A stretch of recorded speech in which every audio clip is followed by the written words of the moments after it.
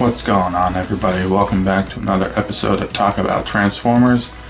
Today we are going to be taking a look at the new figure, Transformers Legacy Deluxe Class Dragstrip. So before we start taking a look at the figure itself, we'll go ahead and look at this new packaging they have here for us.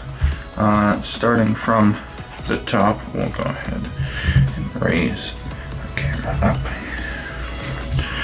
The packaging got a little dinged up, but that's okay. Alright, we've got 1 of 5 for Menasor there. We've got Transformers Legacy, Takara Tomy Generations 8 Plus. We have the Decepticon Dragstrip name there on the box, Transformers down the side. You've got the Transformers Legacy logo, trying to keep it out of my light. Deluxe Class, Hasbro, coming up to the top again. It's just the Legacy logo with a bunch of cool little designs.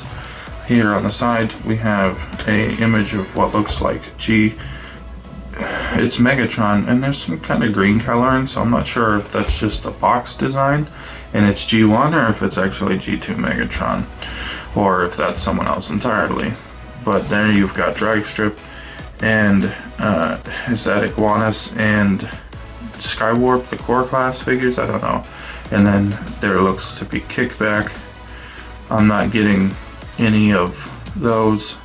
The only Legacy figures I'm interested in right now are the Menasor line and Galvatron, because I missed them in Kingdom. So I just, with the channel being brought to you by my pitiful wallet, I can only get the things I'm actually interested in. Anyway, moving on, Authentic Transformers Legacy. Here we have the other side of the box, which has got a picture of Dragstrip and then a close-up of Dragstrip in his robot mode. And then you've got the back of the box, you've got some kind of tech specs here.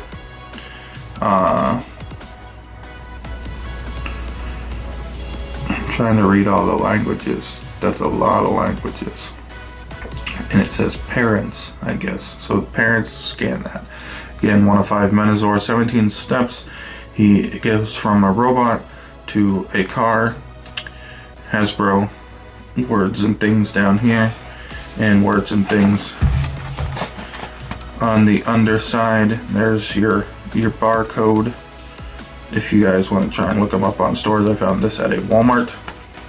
So that's it for the box. No special cards or inserts or anything like that. The box is done, and we can move back down and take a look at Dragstrip himself.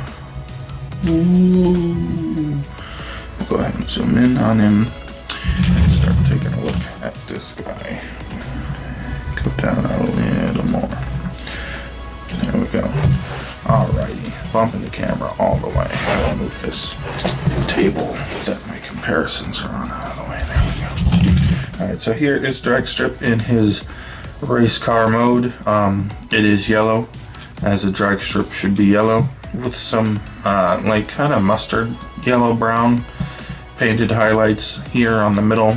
You've got some up here on the bumper area and some back here on the spoiler area. You've got 2 red stripes that continue on the bumper but nowhere else on the car. Decepticon symbol tempoed in there.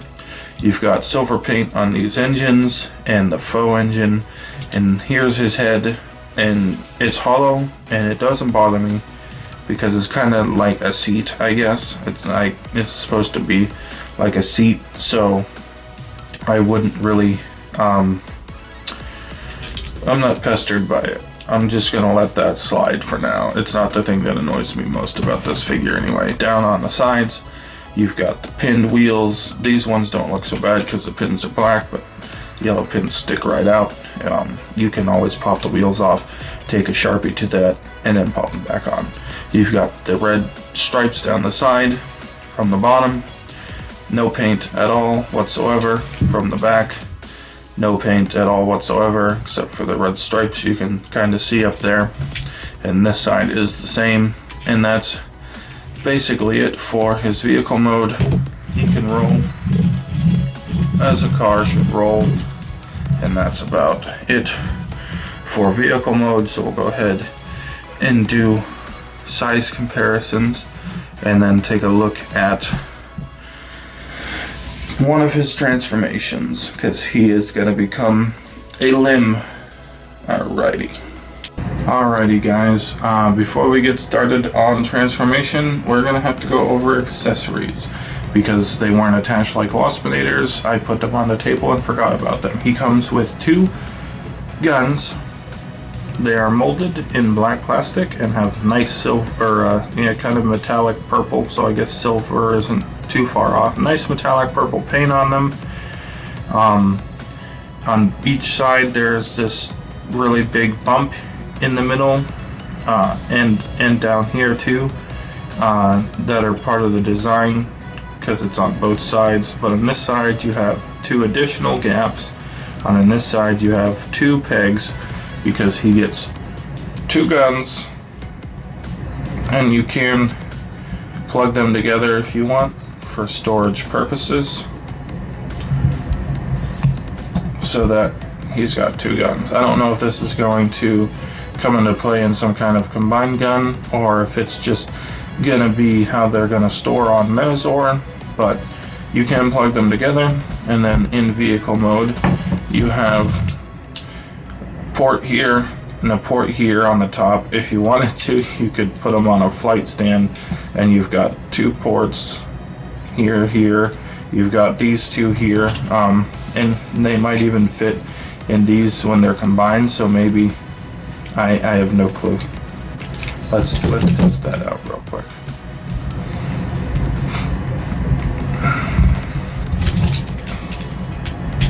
Yeah, so depending on how it hooks to his arm, these pegs might actually hook it to it. And if this is up above the structure, then you could store the guns like that in his limb mode, which we'll be getting to here in a minute.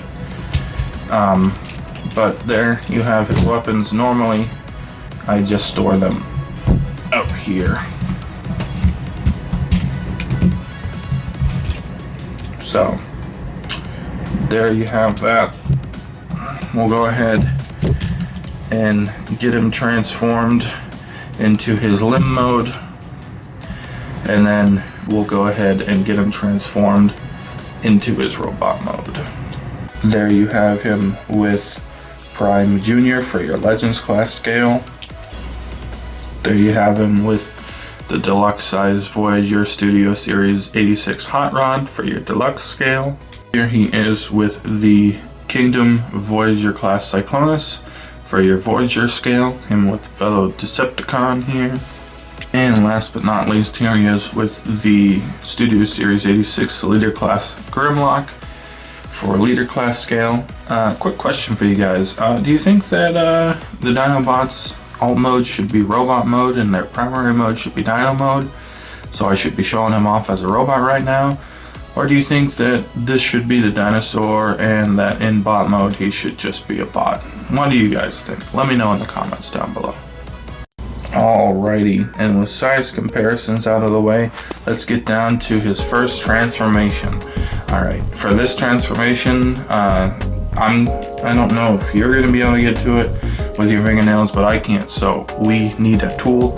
Here I have one of the swords slash helicopter blades to the Deluxe Class Studio Series Helicopter Drift, and we're going to take our tool and we're going to poke it right in here into this slot and separate him in half. And you're done. He's ready to be an arm.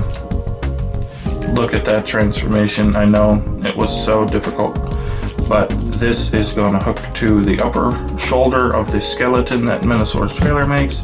And this will hook to the forearm area of the skeleton that Minosaur's trailer makes. And there he is as an arm. Oh, well, there. He's an arm. Arm mode complete. Alright, so we'll go ahead and turn him back into vehicle off camera because it's going to take so long, and we'll get into his actual transformation to robot mode. Alrighty, here we are. Gonna get him transformed into robot mode. Now, eagle-eyed viewers might have noticed that the arm transformation did not have the guns. That's because I forgot to film the accessories until I was starting to film the transformation, and so I went back and filmed an accessory segment and just left the arm transformation segment alone, and here we are. Also, one note, when I filmed Waspinator's review, it was literally so hot I thought I was gonna die, and now it's cold enough that it snowed this morning. So the heater is running, and I don't know if it's gonna come across on the microphone I'm using or not, because I'm not using my headset anymore. I'm using an actual standing mic on the table, so we'll see how that goes. Anyway, to start off here with Dragstrip's transformation, drop the figure. Very important for you to drop the figure, but what I like to do is you've got these hooks here under the gun and above this section. You can see the little hook, and we're just gonna kind of push those back and pull them to extend this section, which will let you pull these down because it's easier to pull this up in vehicle mode. When you're going back to robot mode, it's easier to pull these flaps away because there's gaps, but in vehicle mode it's easier to pull this up. You're gonna extend the legs Combiner War style, and then go ahead and plug them back in. You've got 2 pegs here, 2 slots there. There are his legs. We're gonna fold down his feet and then kind of angle this. You can take the guns off, but I'm doing a thing now where if I can leave the weapon on, I'm just gonna transform it with the weapon on. So we're leaving the weapon on. We're gonna rotate him at the waist, so that way the front of his legs match up with what is going to be the front of the robot. Then coming up here, I get my hands under these fins and I just pop the chest away. We're going to fold it up, rotate it down, and then this is on like a double hinge that thoops, so we're going to thoop it down once, down again, and then you're ready for it to collapse in for robot mode. His head is in here. We're gonna fold it around on a flap and then leave that alone for now because we've got to do the arms. You can unpeg the arms from here. There's a little slot there and there's a peg here that they peg into. So I'll do this one of 2 ways, and I'll show you both ways. I will fold this section back. It just swings back and thoops into place up there, and then I will fold these over while the arm is still here, stationary, so that way it's easier to release it. Or conversely, you can pop that out and pull the arm out and do those steps afterwards when you get the arms separated. Speaking of which, pull them apart. You've got a big old tab and a smaller tab, and you've got a slot and a big old slot, and we're going to rotate them down, and these gaps are going to go around these tab sections like this. It says rest the shoulder in, and then you've got tab here that are going to rest in here and in here. And then if you didn't do it before, rotate this up and rotate this around, and then you fold these in. And I found that they're on ball joints and they kind of have an angle cut out here, so I actually tilt mine towards his head a little bit. I just like doing it that way. Then we'll go ahead and split his legs, and if you want to, you can move his guns onto his back. You've got port here, port here. This looks like it should be a port, but it doesn't really hold the guns that well, so I just kind of put them here and match the angle up with these, so that way they just look nice sitting up in there. So that's where I'm going to store mine. And then you have him in his robot mode, Dragstrippy robot mode. We'll go ahead and take a look at his paint and details and articulation. Alrighty, here we are, close up on his beautiful face. I think that it's base coated in black, and then the red, purple, and silver are all painted on. So it's like completely covered in paint on the front. As previously mentioned, it is hollow in the back, but like I said, I think it's trying to be like a seat, and I don't really see the back of his head that much, so it's not like a Kingdom / Legacy Rodimus thing where it was out of laziness. I think it had like a practical purpose kind of shoehorned in. Coming down the chest, you've got that silver engine detail with the yellow paint previously mentioned. You've got the striping from the side of the vehicle going on there in paint. I don't think there's really any new paint in robot mode that wasn't in vehicle mode except the head, to be perfectly honest, because this is all blank down here. Lots of molded details like pipes and things like that, but none of it is painted. And then from the side, you've just got the wheels and the striping for color breakup, and from the back you've got the vehicle mode engine paint and the guns there with the purple now, and that is it for paint. There's details in there that you can see molded in, but there's just no paint to pick it out. I feel like someone could have a really good day custom painting this thing to make some of those details pop. Moving on to our articulation, he has, let me move these out of the way. First of all, these things move if you want them to move. So he's got a rotation at his head. I think that's the flap moving forward and back, so I think it's a mushroom peg, just rotates at the head, so no side to side, no real up and down. At the shoulder there's a 360. You have to angle it out a little bit to get past the shoulder pads, but technically if you want to rotate your arm around, you have to angle it out too. Your shoulder doesn't rotate like that. It'll go out 90 degrees on the universal. You've got a 360 bicep. You have a little over 90 degrees at the wrist, and you have no, or at the elbow, and you have no wrist articulation. 360 at his waist. You've got universal hips. You can go more than 90 degrees to the side. He can go back all the way. My gun's getting in the way. Go back all the way. You can go forward all the way. You've got 90 degrees at your knee. There's your only real instance of actual hollow space, and it's not even the entire inside of the leg, so that's not too bad. And then for his feet, you can rock them back on these stooping points for transformation, and then you have a 90-degree ankle tilt, so plenty of tilt there for your drag strip. So there you have drag strip. Now you can take his guns, and like I said, you can hold them, or you can store them however you want. He can hold them when they're pegged together. Just gonna let them fall over for now. If I don't store them, as previously mentioned, the other way I've been storing them is just taking the top peg and putting it right here, so they're stored along his back like that. And you can still swivel the waist for the most part, as much as you're going to need to if that's something you want to do.